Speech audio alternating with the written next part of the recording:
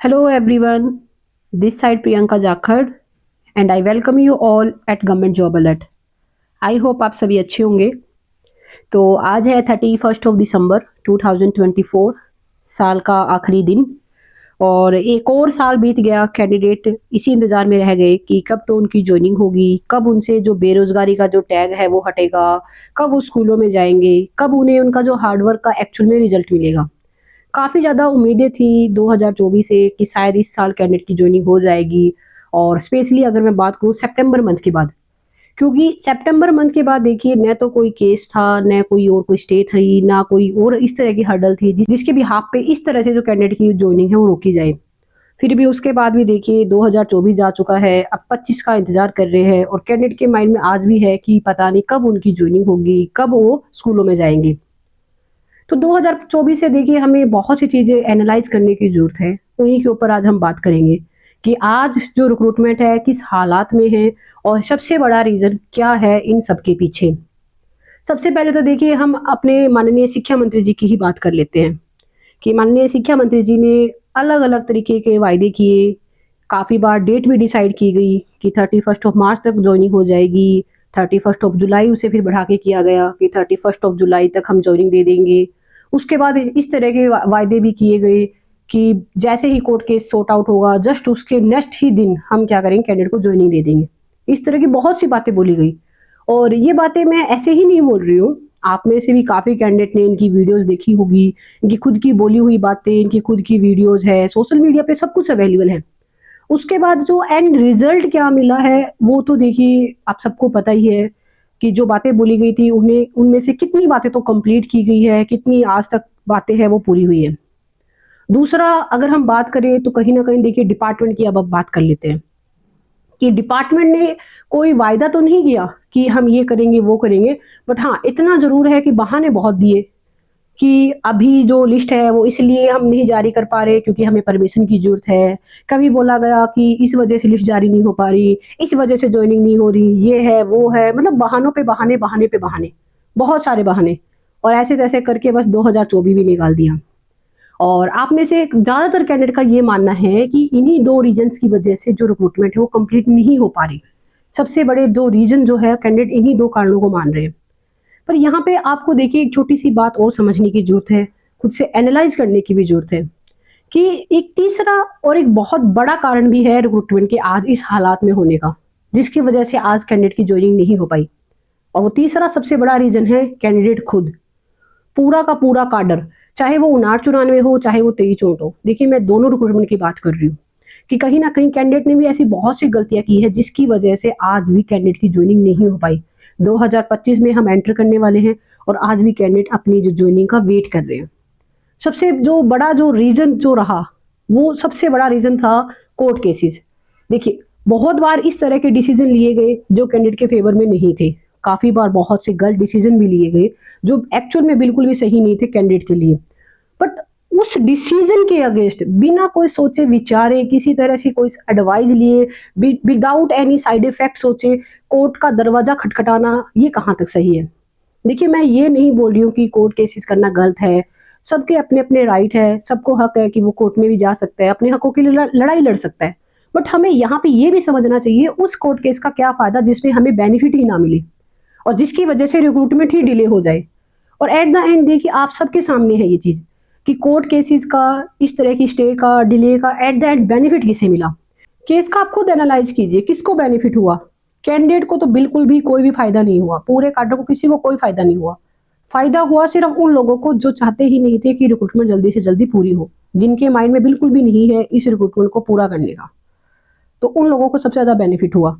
उनको फ़ायदा कैसे हुआ कि उन्हें तो बस बहाना चाहिए था कि जैसे-तैसे करके कैंडिडेट की जॉइनिंग रोकी जाए, उन्हें डिले किया जाए और वो बहाना उन्हें केस की वजह से बार-बार मिलता रहा। उनको डायरेक्टली इसका बेनिफिट हुआ। और दूसरा देखिए अभी आज की डेट के लिए बोला गया था कि 31st ऑफ दिसंबर को जो पोर्टल है वो ओपन कर दिया जाएगा और अभी तक तो देखिए पोर्टल ओपन नहीं हुआ। एटलीस्ट जब तक मैं ये वीडियो रिकॉर्ड कर रही हूँ अब तक पोर्टल ओपन नहीं हुआ।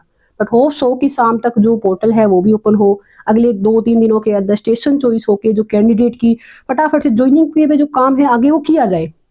सबसे बड़ी बात तो देखिए यहाँ पे एक बहुत बड़ा इशू है कि एक डिमांड न होना। सबसे बड़ी बात देखिए, अभी जो पोर्टल ओपन है उसकी डिमांड रखी जा रही है कि पोर्टल ओपन हो, फटाफट से कैंडिडेट की फिर ज्वाइनिंग हो। सबसे बड़ी बात तो ये है कि इन कैंडिडेट की जो स्टेशन चॉइस है वो रोकी ही क्यों गई? जब डिपार्टमेंट को सबसे पहले ही पता था कि माननीय हाई कोर्ट का ऑर्डर आया है, उसके अकॉर्डिंग लिस्ट रिवाइज करते फटाफट से इनके साथ जो कैंडिडेट जिनकी पहले स्टेशन पोर्टल ओपन हुई है उन्हीं के साथ इनका स्टेशन पोर्टल ओपन किया जाना चाहिए था। उसके बावजूद भी इस चीज को डिले किया गया, जानबूझ के डिले किया गया।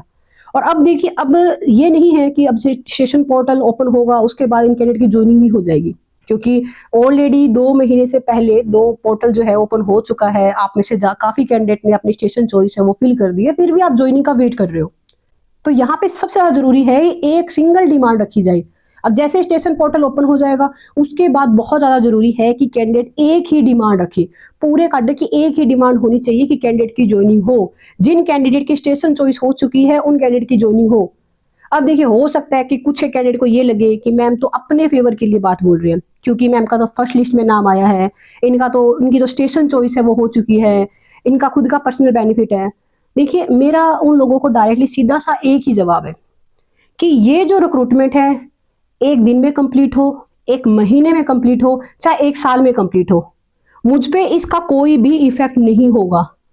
मैं अकेली नहीं हूँ ऐसी कैंडिडेट, मेरे साथ और भी कुछ और कैंडिडेट भी है जिन पे इसका कोई इफेक्ट नहीं होगा कि उनकी ज्वाइनिंग कब होगी, कोई फर्क नहीं पड़ेगा।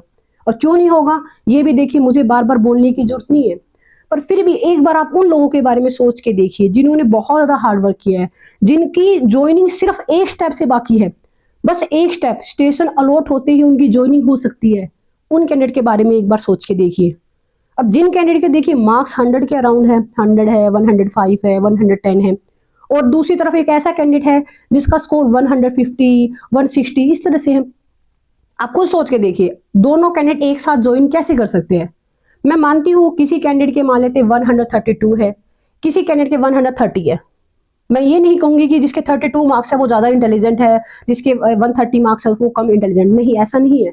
बट फिर भी हमें थोड़ा सा ये भी अंडरस्टैंड करना चाहिए कि इस टाइम जो रिक्रूटमेंट की कंडीशन है, जिस तरह से रिक्रूटमेंट को कंप्लीट किया जाना चाहिए, जो रूल्स एंड रेगुलेशन और जो प्रोसेस है वो किस तरह से फॉलो हो, उसके अकॉर्डिंग रिक्रूटमेंट को कैसे सेव किया जाए। मैं ये नहीं कह रही कि रिक्रूटमेंट वन टाइम में कंप्लीट नहीं हो सकती है, पहले भी हुई है। बट हमें यहाँ पे ये देखना चाहिए कि इस टाइम रिक्रूटमेंट के क्या हालात है, क्या इस कंडीशन में ऐसा पॉसिबल है कि सभी के सभी कैंडिडेट एक साथ ज्वाइन कर जाए।